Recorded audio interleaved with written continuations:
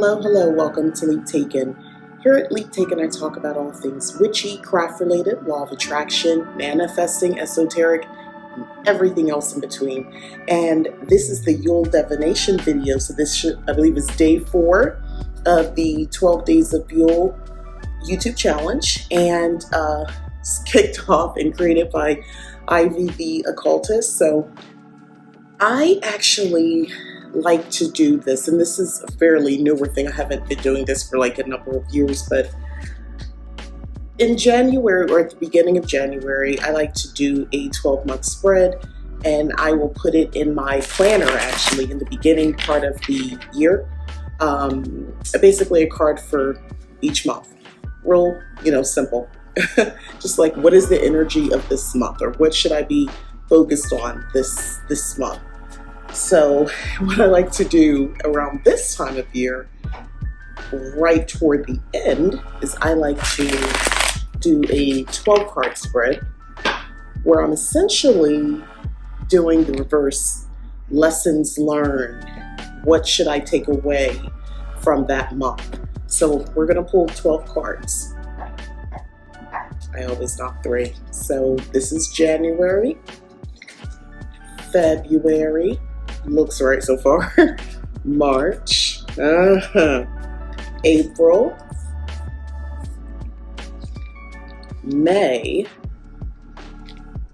June, July, okay, August,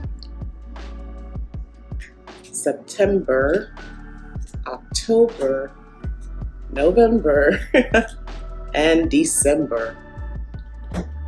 We're gonna start with January.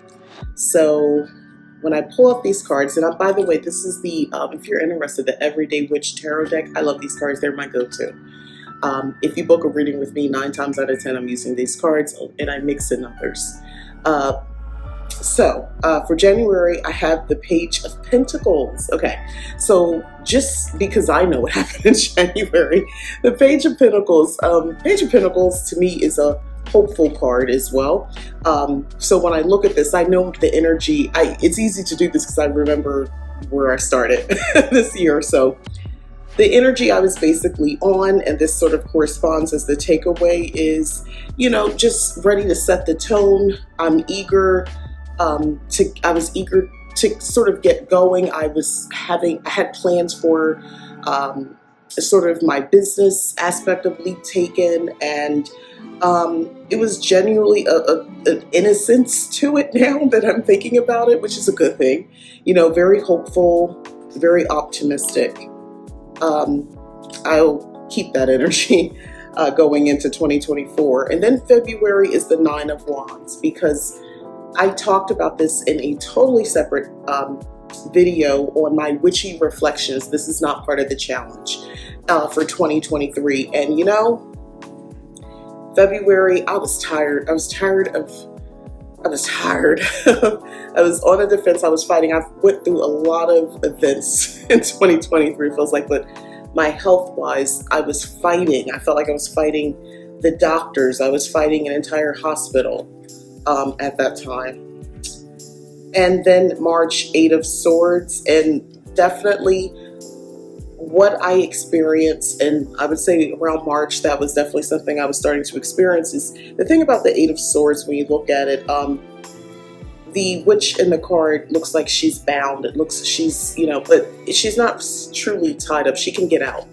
And I could have used my magic and got out of some situations, but I was really caught up in my head, a lot of things. So by the time April came, King of Cups. So in April, I took a trip to North Dakota. And it was important that my emotions were in check. I had to think a little more logical, kind of keep my emotions a little distant. So King of Cups definitely represents that energy, because I had to take care. I was helping to heal my son. He had to have surgery, and I went to visit him. He's in the military.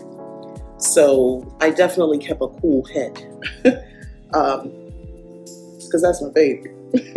And I had my own stuff, and I'm, trying to help him. And him go through some things. So that was really a tough time. Cool head and kind of like he's on an island, you know. And the King of Cups could be a warning also, like, you know, a little too, you're kind of pulling yourself back. And I kind of was, but it was necessary. Ace of Wands. So this would be May. And this makes sense because, yeah, January, February, March, April, May. Yeah, I'm making sure I'm not losing my mind here. Yeah, this would be May. So Ace of Wands with this energy is like the magic is starting to happen. So the thing about the way I practice, I've already cast it. I do rituals. I do at minimum 2 rituals a month. So at that point, the intentions, the things I was putting out into the universe, the different spells I was doing with my coven, they were coming together quite quickly around this time.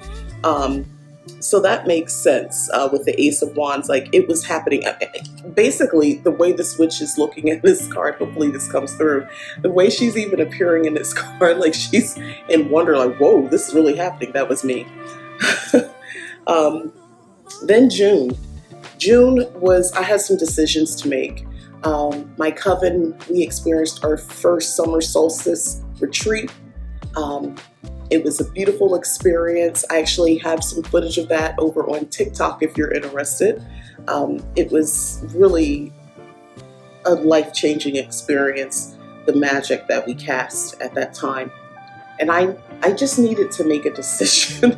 And I had the tools, I had everything. And it was like, I did feel like I had a blind, because this witch has a blindfold on. It was kind of like I had a blindfold on, and I just needed to take it off and just freaking go for it. Now one of my coven sisters said they already knew this, but I belabored it. I took myself through unnecessary challenges. So this is the 9 of Swords, by the way. I took myself through unnecessary worry and I just sort of went to this thing of like, I was miserable doing what I was doing. I was working a corporate job. I was trying to keep up my leap taking stuff, trying to write, and I was just miserable. And if you notice with this card, the witch is on the bed. She's looking down, 9 of Swords again, and outside it's like a bright sunny day. She just needs to look up. She can feel a little bit better. Definitely me. By the time July came, I was like really I was struggling to kind of rethink my situation, which would, by August, 8 of Cups, you know, sometimes you just gotta walk away. It was becoming very obvious to me, I might need to just walk away from some things, which, so that was August and September. So in September, we have the High Priestess. So September, I came to my senses. I began to wield my magic. I began to remember my power that I have, even more so about my situation. Not about helping, I'm helping everybody else and, you know, lending to the collective and doing all this other stuff. But for me, it was time to accept my status and who I was. And my status meaning I'm a witch. I'm a pretty good witch, by the way. So, yeah, I needed to get to remembering that and cast some spells and work with some more divination and work with spirits using tarot cards and dreams and charms. There's like runes being spilled out. So this is perfect. This makes a lot of sense. And then October came around. So we have the Justice card. So honestly, for me, October was when I pulled the trigger. And I felt like it was a very balanced decision. It was the right decision. The best way I can explain it, how this Justice card relates to October. The big, like, I finally just did it. I walked away. After kind of thinking about it all those months up until that point. And I basically weighed the consequences. I thought I was my own judge in the case of, do I stay, do I do this? And I made a decision, I made a rule. I'm taking the very literal definition of this card, but also it was what I deserved to do. It was the right decision for me. And which leads into November, the Page of Cups, creativity. And I began to create in a live a creative life that I had been desiring, and had a lot of stops and starts to living a creative life. So the Page of Cups definitely represents that in November. And then here we are in December. We have strength. Because from all of this, all the experiences, everything, strength. I survived. I'm stronger than I may have at points throughout the year had given myself credit for.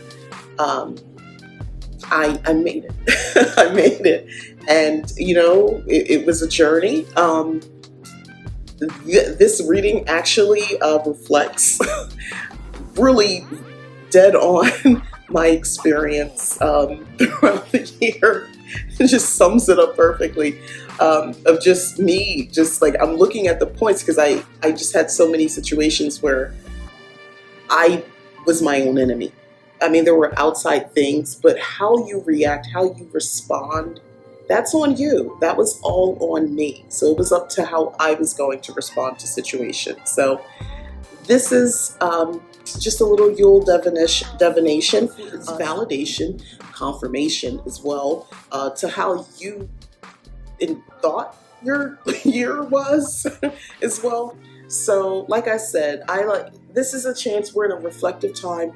Currently right now Mercury is in retrograde, so we're in kind of that reflective time period anyway. It's the end of the year as well, so it's a perfect opportunity to sort of just take one more look back in its totality, learn from the good, the not so great, and take that energy of just trying it again and doing it big, doing it better next year, whatever it is, because that's going to be my approach. So thank you so much for watching.